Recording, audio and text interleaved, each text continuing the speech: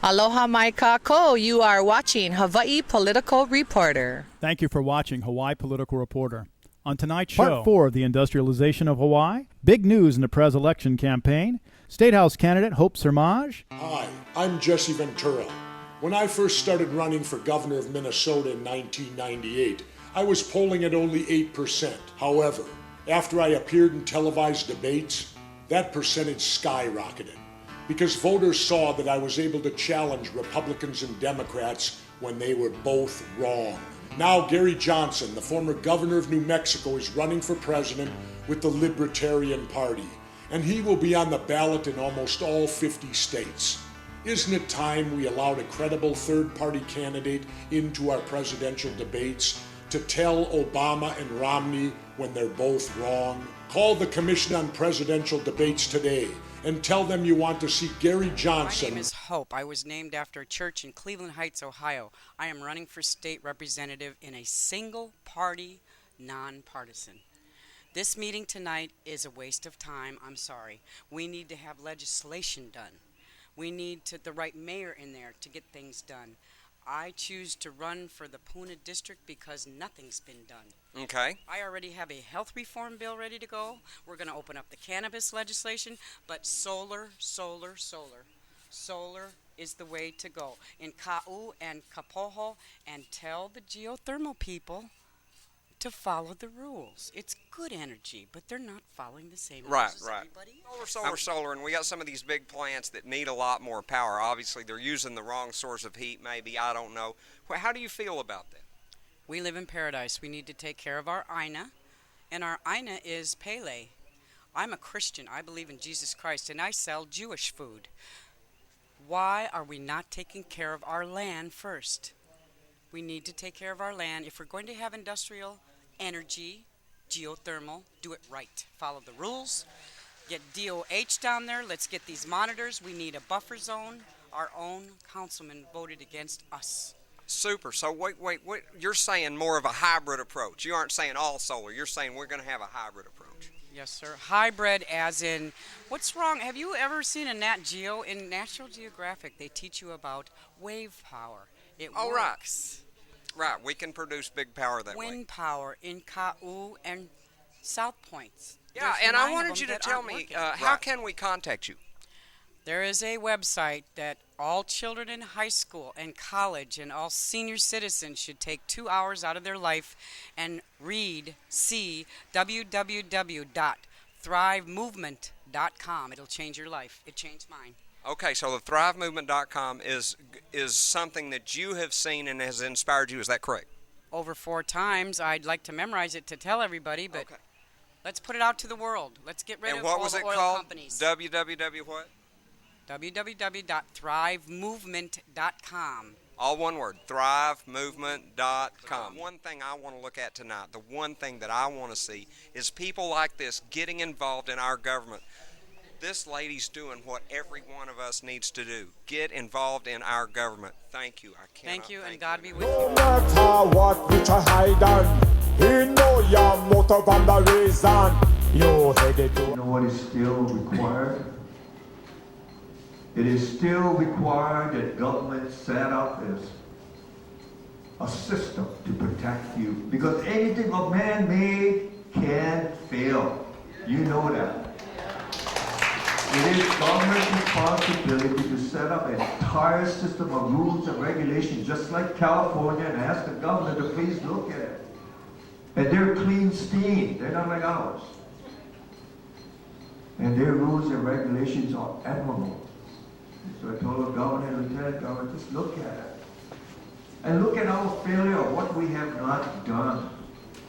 There was something in the newspaper recently, and I wanted to people of Puna, say something, but nobody says anything.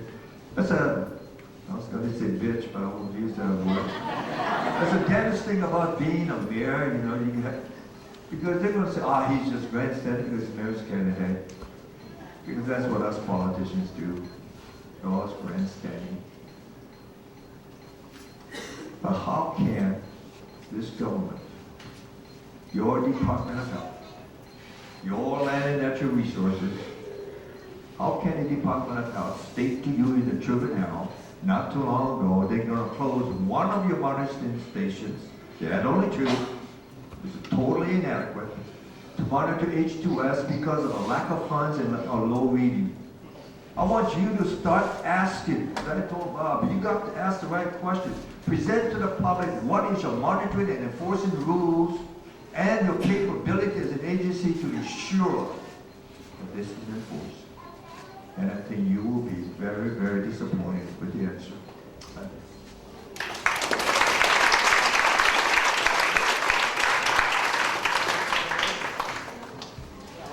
One statement and one question. The statement is in 1994, there was a federal EIS prepared, but it wasn't completed because the state didn't want it to be completed. So with this new EIS, you should be sure to have all the components of the original 1994 EIS incorporated into it. I want to say there's a handout with information for the EIS. I don't know if it has one, Rick, but at the table in the beginning, are they circulating? Please, if you're coming to the hearing, grab one of these, and if you have questions, contact us. The other question is, can private land be purchased or condemned by PLDC? Yes. Affect the scope enormously. I believe it can. The answer is yes and no. When I say yes, all private lands, regardless of water, like a highway or anything like that, you have to show for it is for the good, common good of the community. So yes, if they can prove that, like I said, they do it all the time in regards to condemnation of roads, on land for roads, for the good of the community.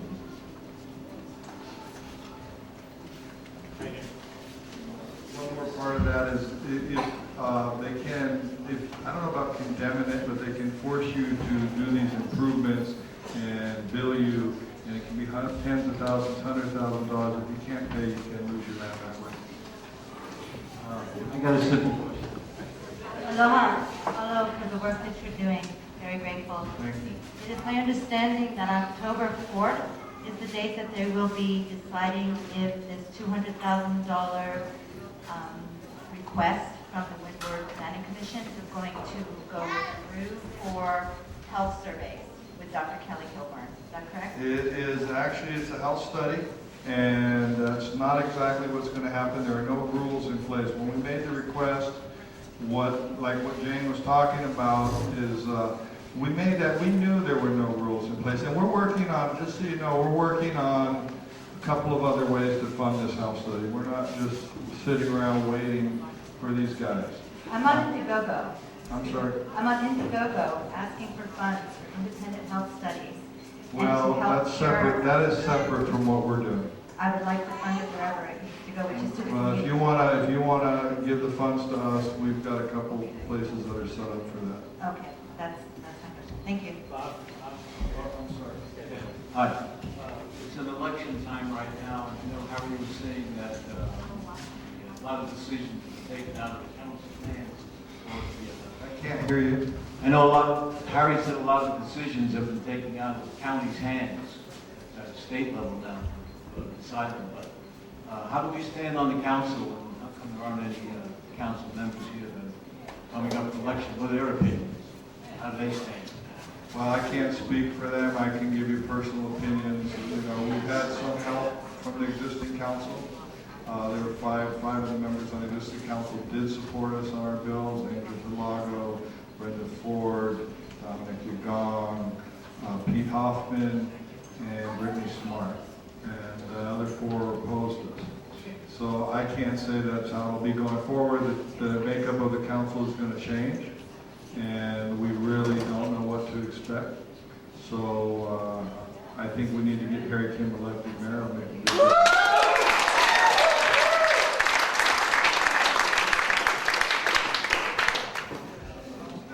Right there. Yeah, if a lease is issued and they say that it's not productive for geothermal, can the Public Land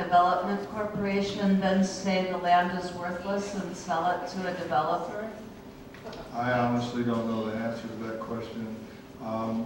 They say they can't sell the lands, but if they issue a lease, a 70-year lease or a 100-year lease, they might as well sell the land. I've heard a lot that the resource, there doesn't seem to be much scientific evidence that there's actually that big of a geothermal resource here, so maybe the transfer of land for development is really the ultimate goal. The PLDC is not strictly about geothermal. They did have a resolution, Senate Bill 25, they passed specific to geothermal. The PLDC encompasses any kind of development on any kind of public lands, ceded lands, and they bypass all zoning, county zoning, all building permit requirements, basically everything except some kind of an EIS process. Like I said, I haven't ever seen anything like it before. Yeah, I guess one point we really made it once, but I think I'd like to present it to everybody here again. These folks with money that are coming in here and wanting to do this, it isn't just about electricity. It's about making, it's about industrialization. It's about hydrogen. It's about different things. And they don't need as much electricity to do what they want to do. And you're going to see trucks rolling through this town. I mean, this is an issue that's going to affect all of Puna, because there's going to be trucks going down that highway, lots of them. So that's something, you know, it isn't just about electricity, and they're going to do it if we allow them to. Thank you.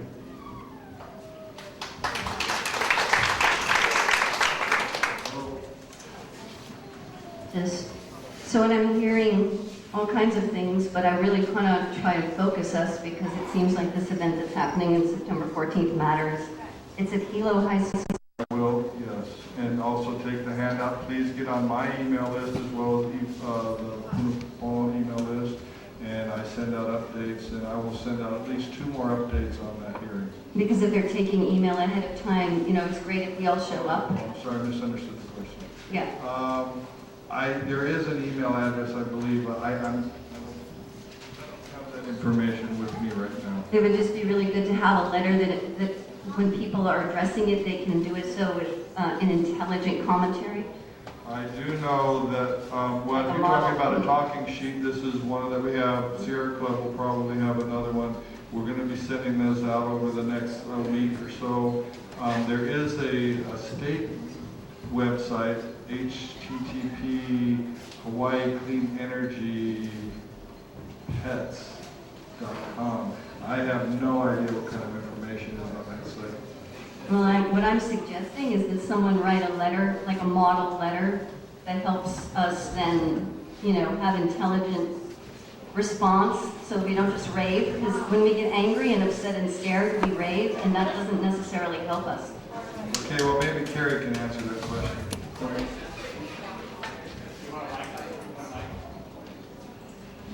They should be taking email comments at that website. And there should be, this will go on for a while, it's just the scoping, and then they have to do a draft EIS.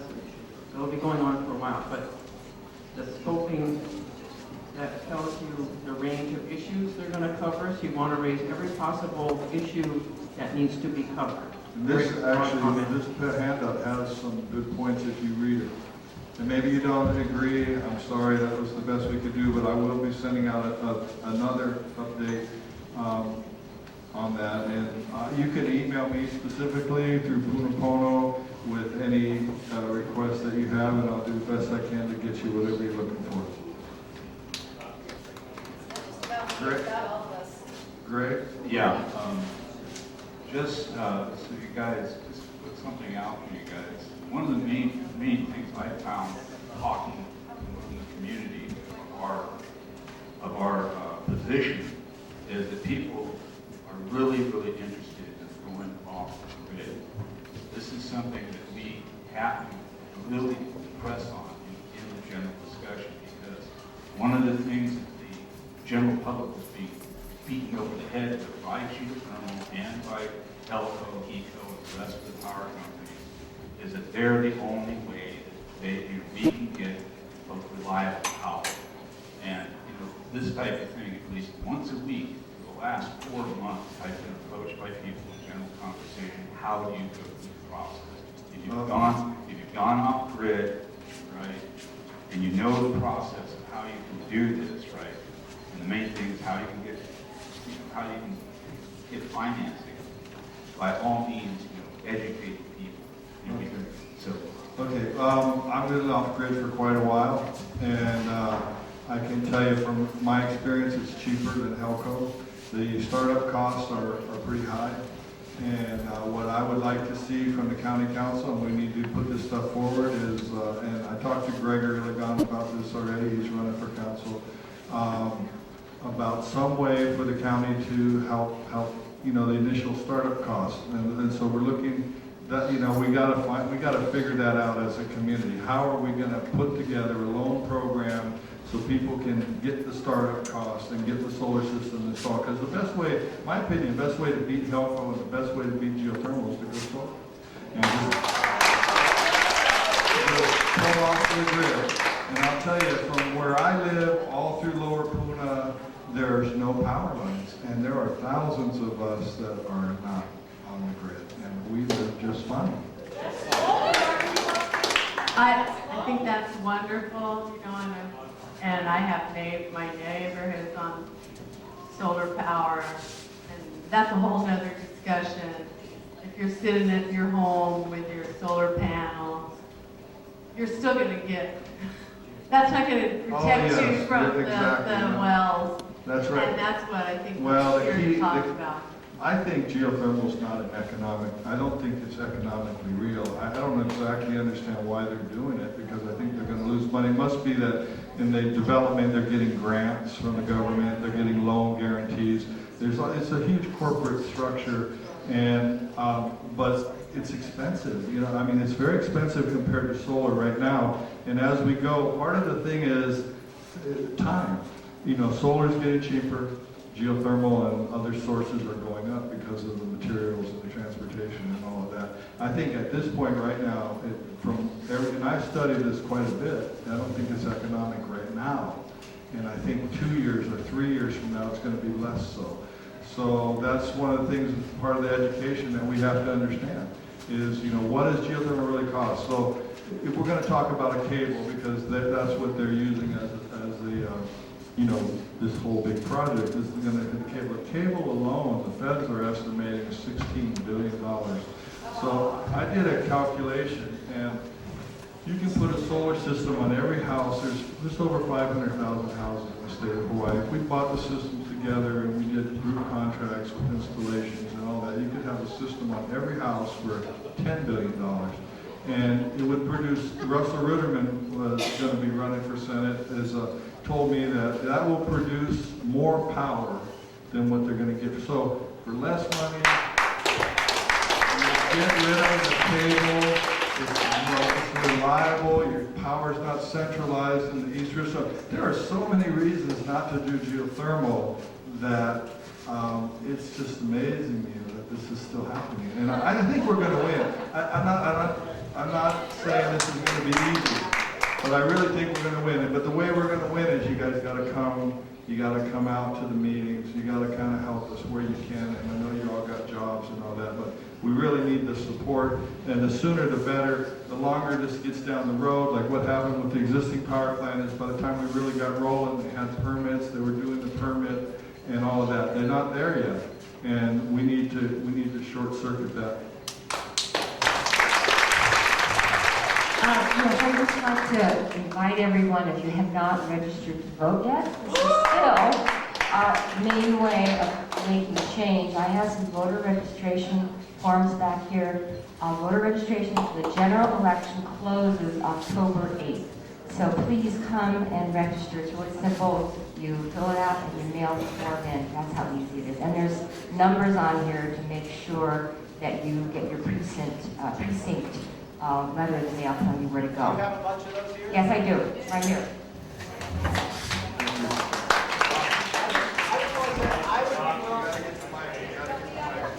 Hey, Joe. Aloha, Harry, and thanks for coming out again. Harry, I wonder if you can elaborate on the governor and lieutenant governor not knowing the difference between Iceland, California, and Hawaii geothermal. What are some of the main points that you see there? I know what Jim Albertini, one of my rebel rouser Jim, Paying the real Jim, or whatever you want to call him. I'm saying that purposely because I want you to know more of who I am. Because I'm asking you to give me something that is most precious, and that is of your trust of what I say and do. I called Jim to an office when I was mayor, just like Mr. Christie, individually. And I told Jim I believe in what you're doing, but I do not believe in the way you're doing, because your goal should be to get the public to support you. I don't think there should be any question that all of our goals should be peace on earth. Now let it begin with us. In regards to Jim's question, the issue of geothermal production is such a complex one. It's so easy to be misled, like I was misled in regards to the plant here, because I read what California classifies as either clean steam, white steam, or hot rock magma. And they define the difference. Iceland does the same. They use different words of conventional and not conventional, and Hawaii is not conventional. And they both stated that, basically of water insertion. And then you find out later of truth, Mr. Travis helped me out a lot to call people back. And they said they do that for simplicity. But there is no conflict of opinions in Jim's question. What is the difference? First of all, absolutely, it's not like drilling for water. But number one is the residue of geothermal.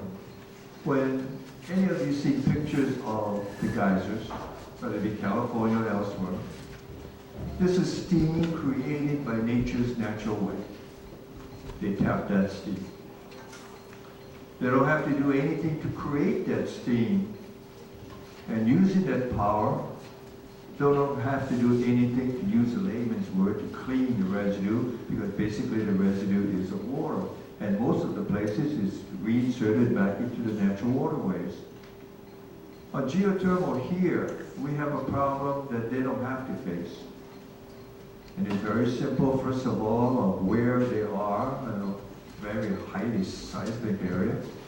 But besides that, the residue of geothermal here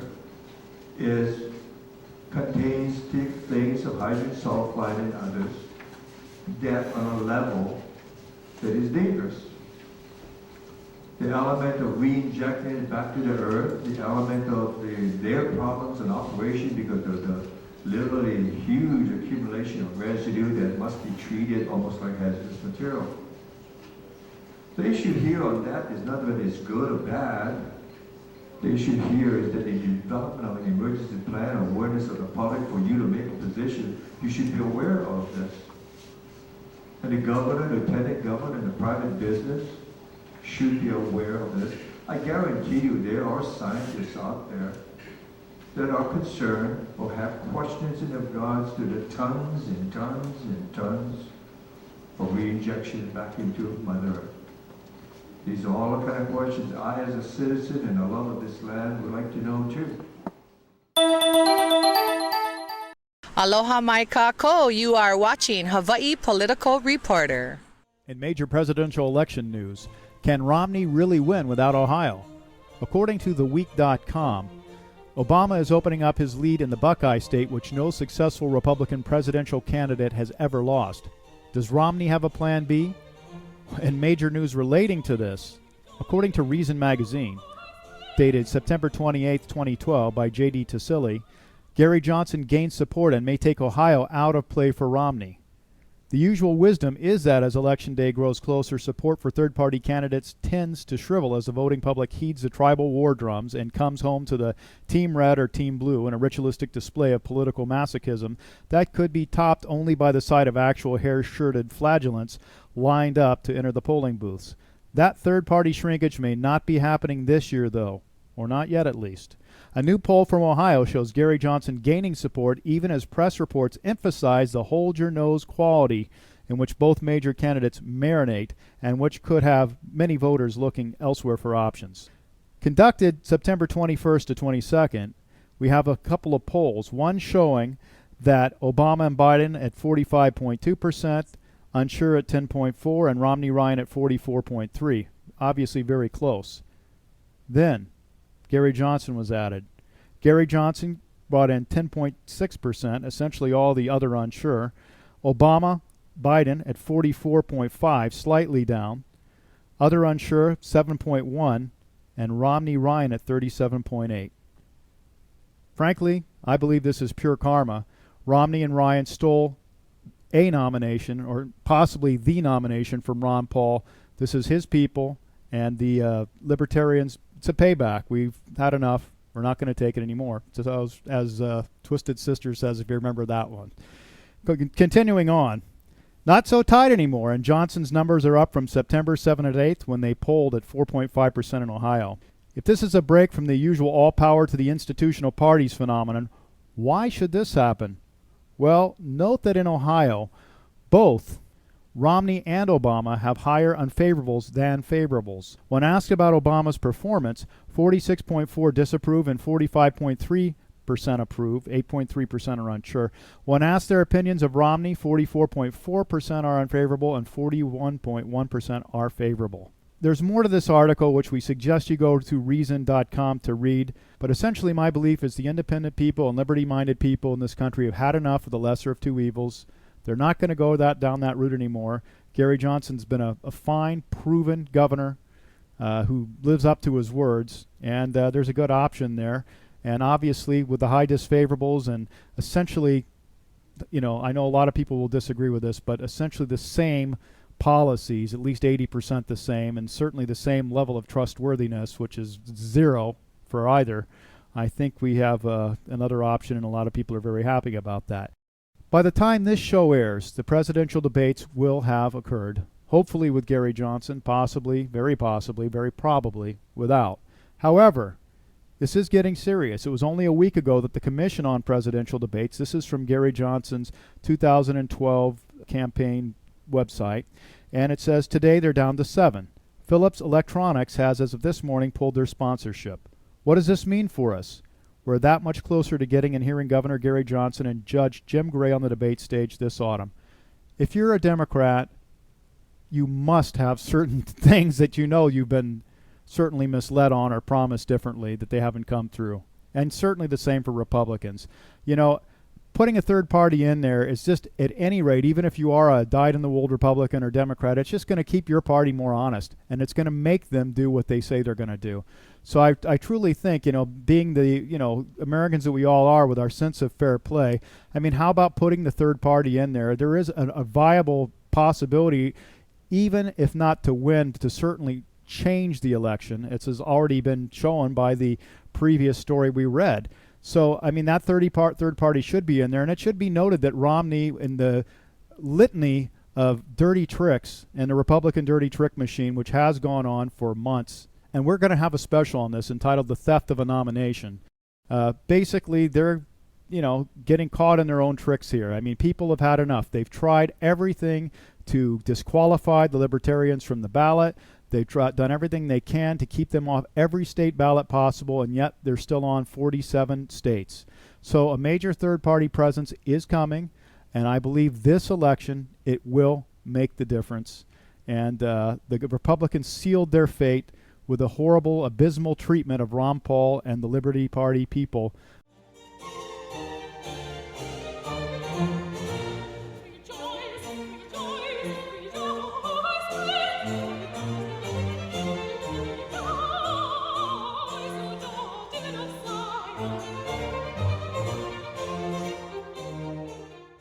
In 1913, the money power of the country was taken away from the people, but it was given up in the Federal Reserve Act. The Federal Reserve is no more federal than Federal Express. You try a hide and destroy a freedom man. You seek agenda, we know you anti-American. You come forward American Constitution. 1913, corrupt in the system. Devalue dollar, hyperinflation. The Federal Reserve, controlled by Lucifer. He can see you lying.